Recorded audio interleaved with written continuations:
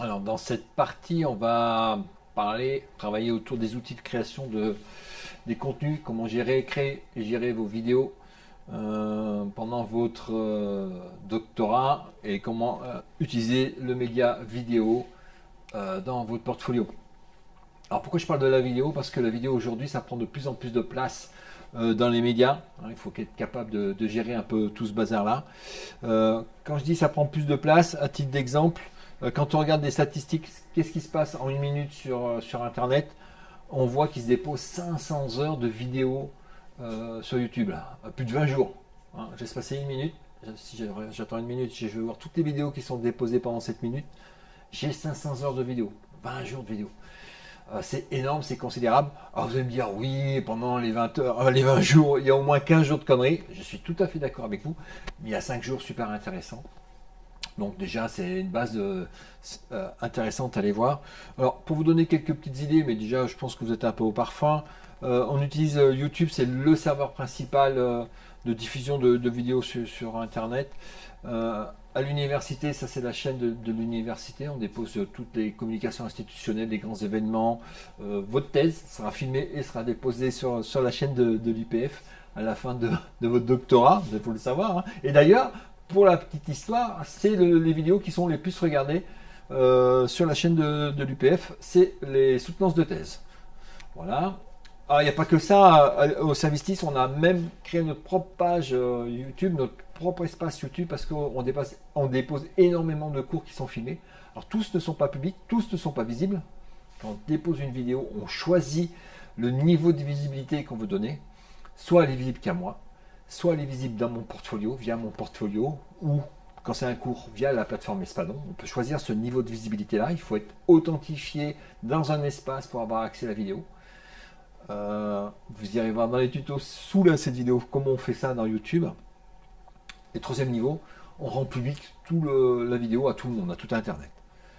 Donc, sur notre chaîne de cours, on va jusqu'à déposer une centaine d'heures de vidéos par jour de cours filmés sur l'IPF, donc ça peut être considérable. En moyenne, c'est plutôt 10 à 20 heures, mais on peut aller jusqu'à une centaine d'heures de cours, énormément de choses qui sont déposées.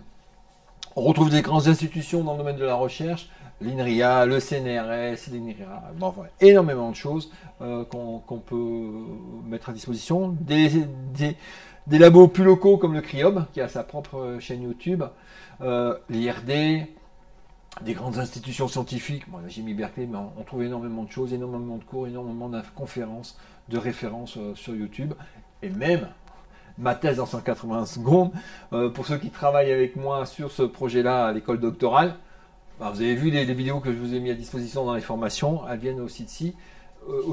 Et si vous gagnez cette année, les doctorants du PF, ceux qui vont gagner, paf, vous retrouverez, ou ceux qui iront en finale, hein, c'est un niveau d'exposition dans cette chaîne-là. Il y a tellement de contenu, de choses qui existent sur YouTube. Le ministère de la Culture a publié il y a 2 3 ans, ce guide qui va référencer 350 chaînes à peu près sur YouTube, culturelles, scientifiques, en histoire, en sciences, en chimie, physique, mathématiques, etc. etc. Des chaînes qui peuvent être intéressantes. Donc ça peut vous donner une idée de ce qui existe. Quand vous avez pris du temps pour faire votre bibliographie, quand vous avez commencé votre doctorat, normalement, moi, je vous invite à prendre un peu de temps, à aller parcourir sur YouTube ce qui existe dans votre domaine. Quels sont les labos avec qui vous travaillez? Est-ce qu'ils ont des chaînes? Est-ce qu'ils font des choses? Est-ce qu'ils produisent des documents? Est-ce qu'il y a des références? Est-ce qu'il y a des cours? Est-ce qu'il y a des conférences sur le même sujet de recherche? Faites-vous une petite une petite vidéographie de ce qui existe. Pour faire ça, je vous invite à créer votre chaîne YouTube. Et dans la chaîne YouTube, vous pouvez faire votre propre playlist, classer tout ça. Pareil, c'est marqué dessous et vous avez des tutos là-dessous. Alors, il existe un certain nombre d'outils de création de vidéos. On va les en lister rapidement. Des outils proposés là aussi par l'université et des outils d'exposition. Alors, la création de vidéos, ça se fait avec une caméra, ça peut se faire avec des smartphones. Maintenant, vous voyez tout le bazar qu'il y a, tous les objectifs qu'il y a sur un smartphone, c'est incroyable. C'est une qualité inimaginable il y a une dizaine d'années en arrière. On a des qualités pro 4K, 8K même sur certains smartphones en vidéo. C'est hallucinant, on peut faire des ralentis, on peut faire des effets. On peut faire énormément d'acquisitions avec ces petites choses-là.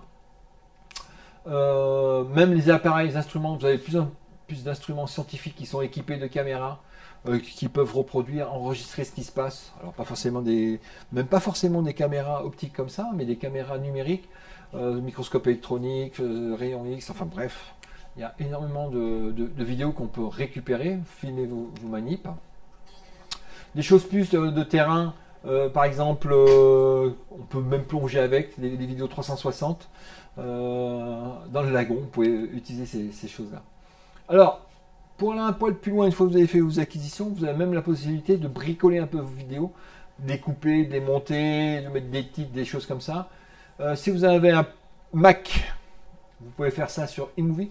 Je vous ai mis un petit tuto là qui explique rapidement comment lancer ça. Donc c'est une application, c'est gratuit.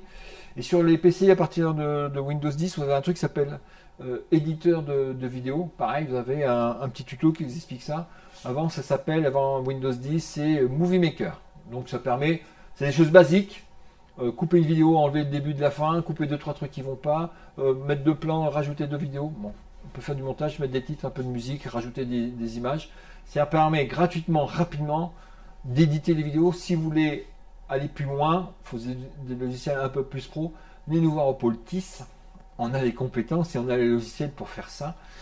S'ils en font de façon récurrente, bah à ce moment-là, il faut l'acheter. Ça va faire partie des compétences à développer dans le cadre de votre thèse.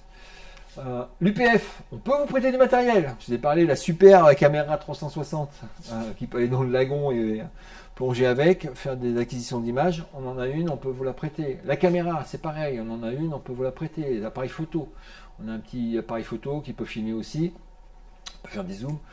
Donc là aussi, on peut mettre à disposition un peu de matériel pour vous aider. Alors on ne peut pas le prêter pendant 15 jours parce qu'il est très utilisé, mais on peut le prêter sur une demi-journée, sur une journée maximum. Donc on a des iPads aussi qui permettent de filmer. Et on a même un logiciel qui permet de mettre les iPads en réseau et de filmer avec plusieurs angles. Si ça peut vous donner des idées. Autre chose qu'on peut mettre à votre disposition, bah, c'est le local là où je suis. Ce magnifique studio vidéo. Pareil, il est ouvert aux étudiants. Énormément d'étudiants. Enfin énormément. J'ai pas mal de doctorants qui sont déjà passés ici à ma place pour enregistrer leur soutenance de thèse, pour s'entraîner à leur soutenance de thèse, s'entraîner à ma thèse en 180 secondes, ou même pendant votre thèse, vous allez faire des conférences, et c'est pas toujours facile de se déplacer, donc vous pouvez enregistrer la vidéo dans le studio, et envoyer la vidéo pour la conférence. Et ensuite, une fois que la vidéo a été passée dans la salle de conférence, répondre aux questions par Zoom. Meilleure qualité, il n'y aura pas de coupure, etc. etc. C'est confort. C'est une solution qui est assez utilisée, donc n'hésitez pas là aussi à nous contacter. Alors les outils d'exposition de vidéos, donc je vous ai déjà parlé de YouTube. Là par exemple, j'ai commencé par montrer un peu ce que moi j'utilise YouTube, qui est un des éléments de mon portfolio. Pareil, cherchez dans le cours, il y a fait un tableau avec tous les portfolios. Vous trouverez le lien vers ma chaîne YouTube, même s'il est là, il est même personnalisé et personnalisable. Donc ça a aussi l'intérêt pour le mettre sur des liens, sur des cartes, sur votre portfolio. Voilà. L'autre intérêt, c'est que vous pouvez personnaliser la présentation. C'est pas des vidéos en vrac. Vous pouvez éditorialiser les vidéos que vous mettez à disposition des gens. Alors, par exemple, moi j'ai fait une série, ça s'appelle une playlist sur YouTube, une série vidéo sur l'évaluation pendant les confinements, l'évaluation des cours en ligne. Donc là, il y avait toute une série de vidéos, une première série de vidéos, toutes les conférences que j'ai faites.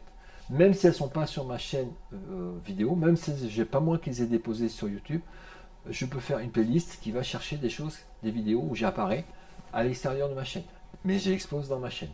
Donc on peut constituer ce qu'on appelle une playlist. Donc moi je l'appelle bêtement mes conférences, avec toutes les conférences que j'ai faites depuis un paquet de temps et qui ont été filmées. Voilà. Donc on peut éditorialiser, vous pouvez éditorialiser votre chaîne. Une troisième playlist sur les interviews que je fais, les discussions que j'ai avec des experts dans notre domaine. Voilà. Donc ça aussi, c'est un super outil d'exposition. Les constitutions de playlist, la gestion de la chaîne YouTube, c'est sous la vidéo. Vous avez toute une série de tutos que j'ai fait.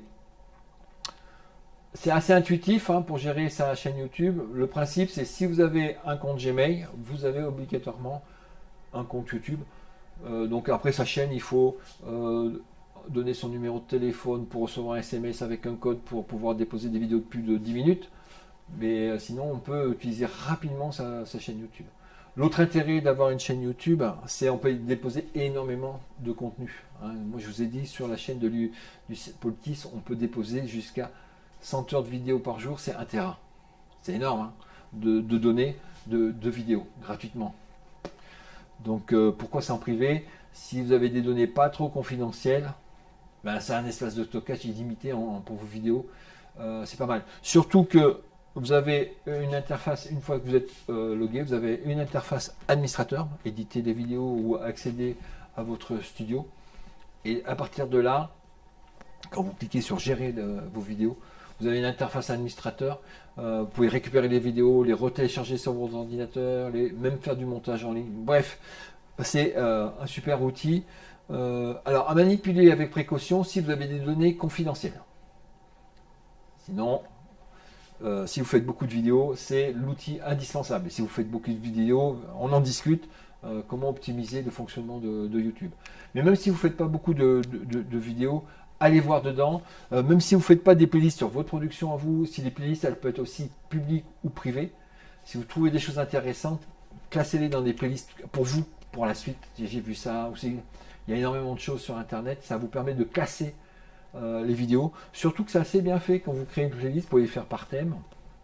Et dès que vous voyez une vidéo, hop, je vais la classer dans le thème machin, dans le truc bidule, etc., etc. Et automatiquement, ça va la classer dans la bonne playlist. Et donc, ça peut aussi, pour vous, on en reparlera dans l'agrégation de contenu, être un outil pour agréger les contenus vidéo, les playlists. Moi, je le recommande. Alors, il n'y a pas que YouTube, si vous êtes allergique à Google, il y a d'autres plateformes qui sont gratuites, Vimeo, Dailymotion, pour déposer des vidéos. Et aussi, depuis 1 an ou 2, on a cette plateforme, un peu le même fonctionnement, un serveur vidéo au sein de l'université, qui s'appelle tout bêtement, j'espère que j'ai mis l'adresse, vidéo.upf.pf, qui permet de déposer vos vidéos. Alors pour vous connecter, vous avez le petit bouton connexion et vous loguez avec le login et identifiant que vous utilisez dans le cadre de l'ENT, où vous pouvez rentrer par l'ENT ou directement par l'URL. Donc là aussi, vous pouvez avoir des niveaux d'exposition, c'est visible, c'est pas visible, c'est que pour les étudiants, c'est pour tout Internet. C'est un peu moins performant que YouTube, largement même, mais au niveau d'encodage, on peut déposer un peu moins de vidéos. Mais ce n'est pas des gros volumes de vidéos à déposer, 10, 20, 30 gigas. N'hésitez pas à utiliser cet outil, il est aussi pour vous. Et l'intérêt par rapport au serveur extérieur, c'est en local, c'est sur le cloud, ici, dans le bâtiment. Donc, pas de souci de droit, de partage, c'est vous qui gérez, c'est votre popote à vous. Il n'y aura pas de pub, il n'y aura pas de choses comme ça. Et ben voilà, c'était sur la partie vidéo, une petite introduction. Donc dessous, vous allez avoir tous les liens, sous cette vidéo, tous les liens dont j'ai parlé, qui vont vous permettre d'aller un peu plus loin pour ceux qui ont envie. Et si vraiment vous avez des gros usages de vidéo, n'hésitez pas à me contacter pour qu'on en parle, qu'on établisse une stratégie par rapport à la diffusion de la création, diffusion de vos vidéos. À plus.